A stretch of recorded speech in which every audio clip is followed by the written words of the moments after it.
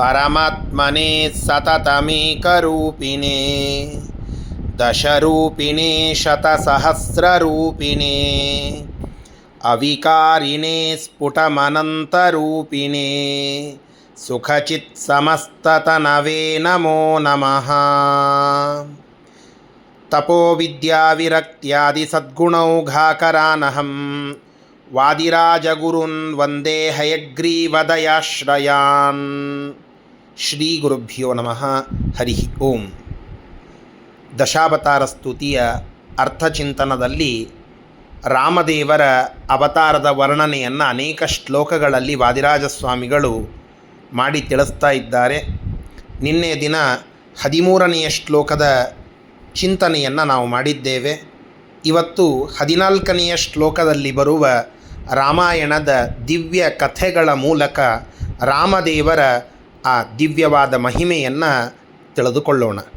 ಶ್ಲೋಕ ಈ ರೀತಿಯಾಗಿ ಇದೆ. ರಾಮೇಂದ್ರಣಾಂ ಹೃದಭಿರಾಮೇನ ರಾಶಿಕುಲ ಭೀಮೆ ಮನೋದ್ಯರಮತಾಂ ಗೋಮೇದಿನಿ ಜಯಿತಪೋಮೇಯಗಾಧಿಸುತ ಕಾಮೇ ನಿವಿಷ್ಟ ಮನಸಿ ಶ್ಯಾಮೇ ಸದಾ ತ್ವಯಿ ಜಿತಾಮೇಯ ತಾಪಸಜರಾಮೇ ಗತಾಧಿಕ ಸಮೇ ಭೀಮೇಶ ಚಾಪದಲನಾಮೇಯ ಶೌರ್ಯಜಿತವಾಮೇ ಕ್ಷಣೇ ವಿಜಯಿನಿ. ಶ್ಯಾಮಲ ವರ್ಣದ ರಾಮಚಂದ್ರ ಪ್ರಭುವಿನ ವರ್ಣನೆ ಇದು.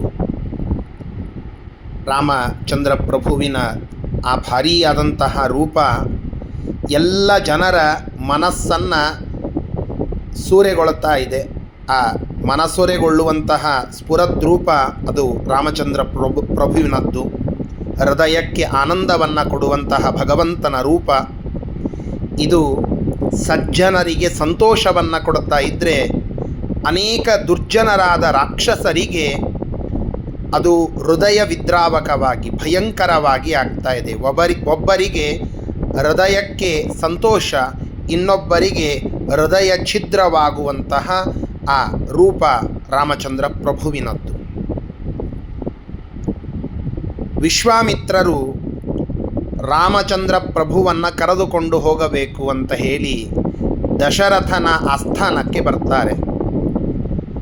ದಶರಥನಿಗೆ ರಾಮನ ಮೇಲೆ ಭಯಂಕರವಾದ ಪ್ರೀತಿ, ಭಾರೀ ಪ್ರೀತಿ. ಒಟ್ಟಾರೆ ಎಂದೂ ಕೂಡ ರಾಮ ಇಲ್ಲದೆ ದಶರಥ ಇದ್ದಿದ್ದಿಲ್ಲ ಅಲ್ಲಿಯವರೆಗೆ. ವಿಶ್ವಾಮಿತ್ರರು ಭಾರೀ ತಪಸ್ವಿಗಳು. ಏನಾದರೂ ಒಂಚೂರು ಮಾತು ಹೆಚ್ಚು ಕಮ್ಮಿ ಆಯಿತು ಅಂದರೆ ಶಾಪ ಕೊಟ್ಟು ಬಿಡ್ತಿದ್ರು. ಅಂತಹ ವಿಶ್ವಾಮಿತ್ರರಿಗೆ ಮತ್ತು ಇಲ್ಲ ಅಂತ ಹೇಳಲಿಕ್ಕಾಗೊಲ್ತು, ಇತ್ತ ರಾಮನನ್ನು ಕಳಿಸ್ತೇನೆ ಅಂತ ಹೇಳಲಿಕ್ಕಾಗೊಲ್ತು. ಆಗ ವಸಿಷ್ಠರು ಬರ್ತಾರೆ, ವಿಶ್ವಾಮಿತ್ರರು ಕೂಡ ಅಲ್ಲಿ ಎಲ್ಲ ಮಾತುಗಳನ್ನು ತಿಳಿಸ್ತಾರೆ. ಆಗ ಆ ದಶರಥ ರಾಜ ತನ್ನ ಮಗನಾದ ರಾಮನನ್ನು ಜೊತೆಗೆ ಲಕ್ಷ್ಮಣನನ್ನು ಆ ವಿಶ್ವಾಮಿತ್ರರ ಒಟ್ಟಿಗೆ ಕಳಿಸಿಕೊಡುವಂತಹ ಪ್ರಸಂಗ. ಆ ವಿಶ್ವಾಮಿತ್ರರು ಆ ರಾಮಚಂದ್ರ ಪ್ರಭುವಿನಿಂದ ತಾಟಕಾ ಸಂಹಾರದ ಅಪೇಕ್ಷೆಯನ್ನು ಇಟ್ಟುಕೊಂಡಿರ್ತಾರೆ. ಅವರ ಅಪೇಕ್ಷೆಯಂತೆ ತಾಟಕಾಳ ಸಂಹಾರವನ್ನು ಅವರು ಮಾಡ್ತಾ ಇದ್ದಂತಹ ಆ ಲೋಕ ಕಲ್ಯಾಣಾರ್ಥ ಯಜ್ಞಕ್ಕೆ ಘಾತವನ್ನು ಮಾಡ್ತಾ ಇದ್ದ ಮಾರೀಚ ಮತ್ತು ಸುಬಾಹು ಇವರನ್ನು ಸೋಲಿಸಿ ಸುಬಾಹುವನ್ನು ಸಾಯಿಸಿ ಮಾರೀಚನನ್ನು ಓಡಿಸಿದಂತಹ ಪ್ರಸಂಗ ಅದು ಇಲ್ಲಿ ಬರ್ತಾ ಇದೆ. ಆಮೇಲೆ ಇದೆಲ್ಲದರ ನಂತರ ಸೀತಾ ಸ್ವಯಂವರವಾಗಿ ಸೀತಾದೇವಿಯನ್ನು ಪರಮಾತ್ಮ ವರಿಸುವ ಪ್ರಸಂಗ. ಜನಕರಾಜನ ಆಸ್ಥಾನದಲ್ಲಿ ಶಿವಧನಸ್ಸು ಇರುತ್ತದೆ. ರುದ್ರದೇವರಿಂದ ಕೊಡಲ್ಪಟ್ಟ ಒಂದು ಧನಸ್ಸು, ಭಾರೀ ಭಯಂಕರವಾಗಿ ಇರುವ ಒಂದು ಧನಸ್ಸದು. ಯಾರಿಂದಲೂ ಎತ್ತಲಿಕ್ಕಾಗ್ತಿರಲಿಲ್ಲ. ಇದನ್ನು ಎತ್ತಿದ ವ್ಯಕ್ತಿಗೆ, ಇದನ್ನು ಹೆದೆಯೇರಿಸುವ ವ್ಯಕ್ತಿಗೆ ನನ್ನ ಮಗಳಾದ ಸೀತೆಯನ್ನು ಕೊಡುತ್ತೇನೆ ಅಂತ ಒಂದು ಸ್ವಯಂವರದ ಸಂಕಲ್ಪವನ್ನು ಮಾಡಿರ್ತಾನೆ ಆ ಜನಕ ಮಹಾರಾಜ. ಆಗ ಅಲ್ಲಿ ವಿಶ್ವಾಮಿತ್ರರು ಆ ಜನಕರಾಜನ ಪಟ್ಟಣಕ್ಕೆ ಕರೆದುಕೊಂಡು ಹೋಗ್ತಾರೆ. ಎಲ್ಲ ಮಹಾರಾಜರುಗಳು ರಾವಣಾದಿಗಳೆಲ್ಲ ಅಲ್ಲಿಗೆ ಬಂದು ಆ ಶಿವಧನಸ್ಸನ್ನು ಎತ್ತುವುದಿರಲಿ ಅಲುಗಾಡಿಸಲಿಕ್ಕೂ ಸಾಧ್ಯವಾಗಲಿಲ್ಲ ಅವರಿಗೆ. ಆಗ ರಾಮಚಂದ್ರ ಮಹಾಪ್ರಭು ಅಲ್ಲಿಗೆ ಬಂದು ಆ ಧನಸ್ಸನ್ನು ಅತ್ಯಂತ ಸರಾಗವಾಗಿ ಎತ್ತಿ ಅದನ್ನು ಮುರಿದ. ಇದು ಶಿವಧನಸ್ಸಿನ ಭಂಗವಾದ ಕಥೆ ರಾಮಾಯಣದಲ್ಲಿ ಬರ್ತದೆ. ಆ ಪ್ರಸಂಗ ಅದನ್ನು ಇಲ್ಲಿ ತಿಳಿಸಿ ಹೇಳುತ್ತಾ ಇದ್ದಾರೆ. ಆ ಸೀತಾದೇವಿಯನ್ನು ಪರಮಾತ್ಮ ಮದುವೆಯಾಗುವಂತಹ ಪ್ರಸಂಗ. ಆ ಸೀತಾದೇವಿ ಕೈಯಲ್ಲಿ ಆ ಮಾಲೆಯನ್ನು ಹಿಡಿದುಕೊಂಡು ಬಂದು ಪರಮಾತ್ಮನ ಕೊರಳಿಗೆ ಹಾಕಿ ರಾಮಚಂದ್ರ ಪ್ರಭು ಮತ್ತು ಸೀತಾದೇವಿಯರ ಕಲ್ಯಾಣವಾಗುವ ಪ್ರಸಂಗ ರಾಮಾಯಣದಲ್ಲಿ ಬರ್ತದೆ. ಆ ಪ್ರಸಂಗದ ವರ್ಣನೆಯನ್ನು ಇಲ್ಲಿ ಮಾಡಿದ್ದಾರೆ. ಅದರಂತೆ ಮುಂದೆ ಪರಶುರಾಮ ದೇವರ ತನ್ನದೇ ಆದ ಇನ್ನೊಂದು ರೂಪ ಪರಶುರಾಮ ದೇವರ ಜೊತೆಗೆ ಯುದ್ಧ ಮಾಡಿದಂತೆ ಲೀಲೆಯನ್ನು ತೋರಿಸಿ ಅವರನ್ನು ಅಲ್ಲಿ ಸೋಲಿಸಿದ್ದು. ರಾಮ ಪರಶುರಾಮರನ್ನು ಸೋಲಿಸಿ ವಿಷ್ಣುಧನಸ್ಸನ್ನು ಪಡೆದಂತಹ ಪ್ರಸಂಗ ಇವೆಲ್ಲವನ್ನು ಕೂಡಿಸಿ ಇಲ್ಲಿಯೇ ಒಂದು ಶ್ಲೋಕದಲ್ಲಿ ವಾದಿರಾಜಸ್ವಾಮಿಗಳು ಹೇಳುತ್ತಾ ಇದ್ದಾರೆ. ರಾಮೇನ್ ರಣಾಂ ಹೃದಭಿರಾಮೇನ ರಾಶಿಕುಲ ಭೀಮೆ ಮನೋದ್ಯ ರಮತಾಂ. ನೃಣಾಂ ಹೃದಭಿರಾಮೆ.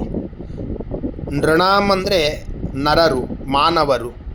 ಅವರಿಗೆ ಹೃದಭಿರಾಮಿ. ಅಭಿರಾಮ ಅಂದರೆ ಮನಸ್ಸಿಗೆ ಸಂತೋಷ ಕೊಡುವುದು. ಹೃದಭಿರಾಮ ಮನಸ್ಸನ್ನು ಮುದಗೊಳಿಸುವ, ಸಂತೋಷಪಡಿಸುವ ಒಂದು ಶ್ರೇಷ್ಠವಾದ ರೂಪ. ನರಾಶಿಕುಲ ಭೀಮೆ. ಸಜ್ಜನರಿಗೆ ಹೃದಭಿರಾಮವಾದ ರೂಪ ಅದು ನಮ್ಮ ರಾಮನದ್ದು. ನರಾಶಿಕುಲ ಭೀಮೆ. ನರರ ಅಂದರೆ ಮನುಷ್ಯರ ಅವರನ್ನೇ ಅಶನ ಅಂತಂದರೆ ಭಕ್ಷಣ, ಊಟ. ಮನುಷ್ಯರನ್ನೇ ತಮ್ಮ ಊಟವಾಗಿಸಿಕೊಂಡವರು ನರಾಶಿ ಅಂದರೆ ರಾಕ್ಷಸರು ಅಂತ ಅರ್ಥ. ಆ ನರಾಶಿಗಳಾದ ರಾಕ್ಷಸರ ಕುಲಕ್ಕೆ ಭೀಮೆ ಭಯಂಕರವಾಗಿ ಕಾಣಿಸುವ ಅಂತಹ ರೂಪ. ಒಂದೇ ಭಗವಂತನ ರೂಪ ಸಜ್ಜನರಿಗೆ ಶಾಂತ ಸ್ವರೂಪವಾಗಿ ಅವರ ಹೃದಯಕ್ಕೆ ಆನಂದ ಕೊಡುವುದಾಗಿ ಕಾಣಿಸಿದರೆ ರಾಕ್ಷಸರಿಗೆ ಅದು ಭಯಂಕರವಾಗಿ ಕಾಣಿಸ್ತದೆ. ಮತ್ತು ಗೋಮೇದಿನಿ ಜಯಿ. ಗೋಮೇದಿನಿ ಜಯಿ ಸ್ವರ್ಗ ಮತ್ತು ಗೋ ಅನ್ನೋದಕ್ಕೆ ಸ್ವರ್ಗ ಅಂತ ಅರ್ಥ.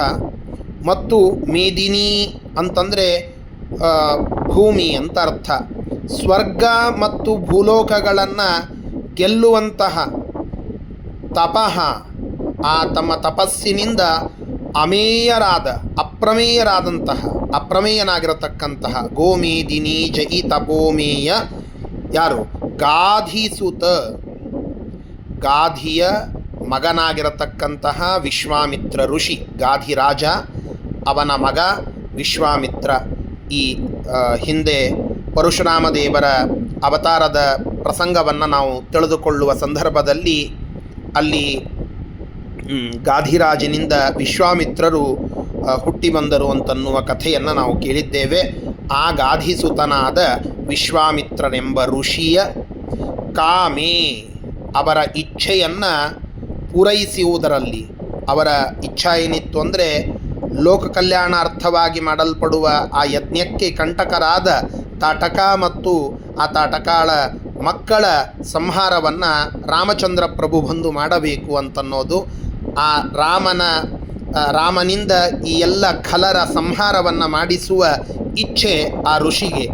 ಆ ಋಷಿಯ ಇಚ್ಛೆಯನ್ನು, ಕಾಮವನ್ನು ಪೂರೈಸುವುದರಲ್ಲಿ ನಿವಿಷ್ಠ ಮನಸಿ, ಆ ಮನಸ್ಸನ್ನು ತೊಡಗಿಸಿದ ರಾಮ ವಿಶ್ವಾಮಿತ್ರರಿಗೆ ಅನುಗ್ರಹವನ್ನು ಮಾಡಿ ಅವರ ಹಿಂದೆ ಬಂದು ಅವರಿಗೆ ಕಂಟಕರಾಗಿದ್ದ ಎಲ್ಲ ರಾಕ್ಷಸರನ್ನು ಸಂಹಾರ ಮಾಡಿದಂತಹ ಹೇ ರಾಮಚಂದ್ರನೇ.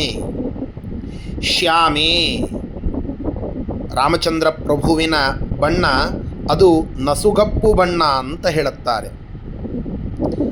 ಆ ಪೂರ್ಣ ಕೆಂಪಾದ ಬಣ್ಣ ಅಲ್ಲ, ಕಂದು ಬಣ್ಣ ಅಂತಾರಲ್ಲ, ಹಾಗೆ ಆ ನಸುಗಪ್ಪು ಬಣ್ಣ. ಅಂತಹ ನಸುಗಪ್ಪು ಬಣ್ಣದವನಾದ ಜಿತಾಮೇಯ ತಾಪಸಜ ರಾಮೇ, ತಾಪಸ ಅಂದರೆ ತಪಸ್ವಿಗಳು, ಜಮದಗ್ನಿ ಋಷಿಗಳೆಂಬ ತಪಸ್ವಿಗಳು, ಅವರಿಂದ ಹುಟ್ಟಿದ. ತಾಪಸಜ ಅಂದರೆ ಜಮದಗ್ನಿಗಳ ಮಗನಾದ ಜಾಮದಗ್ನಿ ಅರ್ಥಾತ್ ಪರಶುರಾಮ ದೇವರು.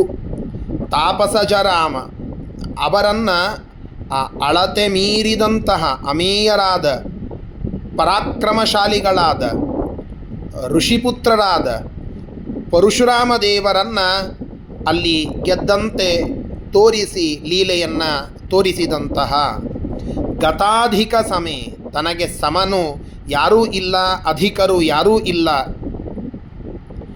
ನತ್ವತ್ ಸಮೋ ಅಸ್ತು ಅಭ್ಯಧಿಕಃ ಕುತೋನ್ಯಃ ಅಂತ ಗೀತೆಯಲ್ಲಿ ನಾವು ಕೇಳುತ್ತೇವಲ್ಲ, ಹಾಗೆ ಆ ವಿಶ್ವರೂಪಾಧ್ಯಾಯದ ಮಾತಿನಂತೆ ಭಗವಂತನಿಗೆ ಸಮರು ಯಾರೂ ಇಲ್ಲ, ಸಮರೇ ಇಲ್ಲ ಅಂದ ಮೇಲೆ ಅಧಿಕರು ಇರುವ ಪ್ರಸಂಗವೇ ಇಲ್ಲ ಅಂತ ಹೇಳಿ ನಾವು ನೃಸಿಂಹ ಸ್ತುತಿಯನ್ನು ಶ್ರೀಮದಾಚಾರ್ಯರು ಮಾಡಿದ್ದನ್ನು ನಾವು ಕೇಳುತ್ತಾ ಇರ್ತೇವಲ್ಲ.